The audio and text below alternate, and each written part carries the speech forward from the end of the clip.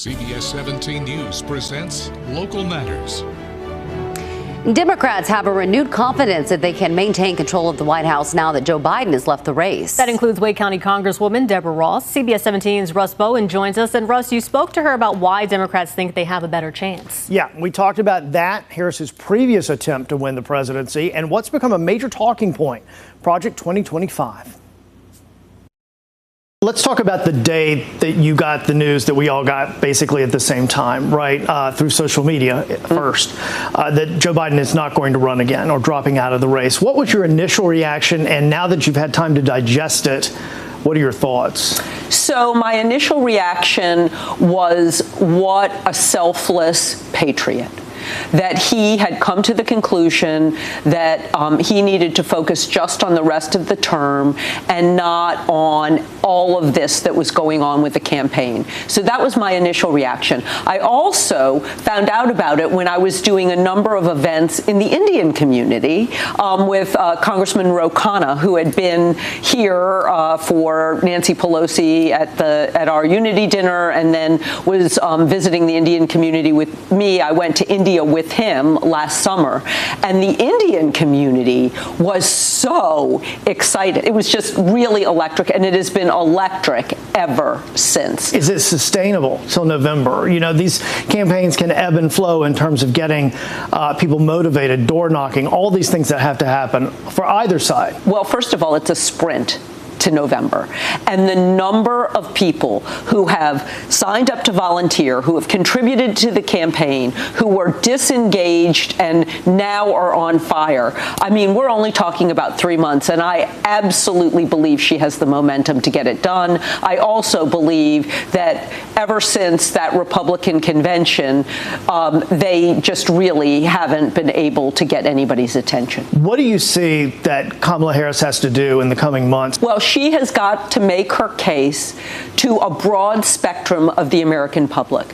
And she has had some experience doing that before. She was a prosecutor. She had to argue to juries where she didn't know what political party they might be, but she had to present the facts and make her case. I think she's going to do a good job of it, but it's going to be up to all of us to help her with that. She's run for president before. Yes. Impressed Biden will say enough for him to choose her as his VP on the ticket, but she failed. Do you think she learned lessons from the failures of the previous run for president 4 years ago? Kamala Harris learns lessons from everything in life, and she gets better and better all the time. Project 2025 has been around for a little while, you know, but it wasn't getting any attention. There was an article here, article there, not much of a conversation, especially in American households, until fairly recently. What do you make of it? Well, everybody is hearing about Project 2025, and they know it's not good. And let's be clear, this is Trump's Project 2025. Now, he says that he doesn't agree with it. He says he didn't know anything about it. Do you believe that? No, liars will keep on lying. The people who authored Project 2025, many of them were in his previous administration. Many of them are advisors today. Many of them would be in a Trump administration, God forbid. And then, of course, J.D. Vance goes and writes a foreword for Project 2025. This is the Trump-Vance Project 2025. And in case people don't know what's in it, no more overtime pay.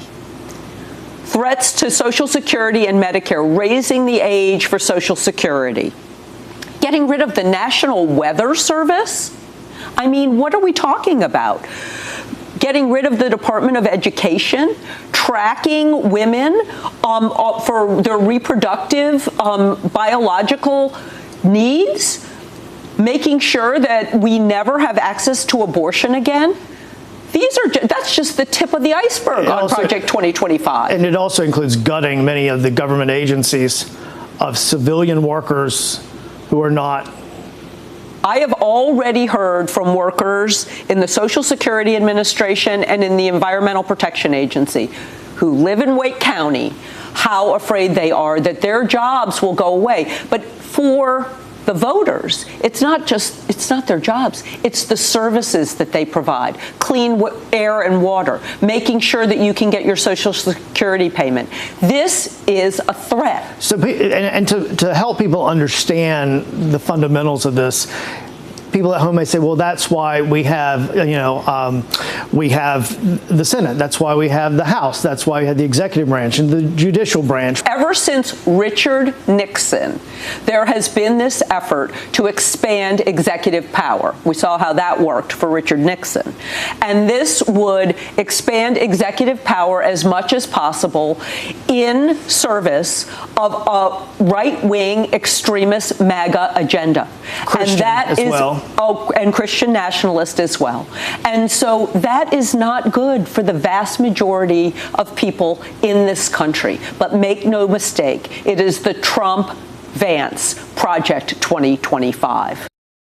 So Paul Dans, a former top advisor in Trump's administration, director of Project 2025, actually stepped down yesterday from that very role. A statement for the Trump campaign said Project 2025 had nothing to do with the campaign, did not speak for the campaign, and should not be associated with the campaign or the president in any way. Guys. All right, Russ, thank you so much. You bet.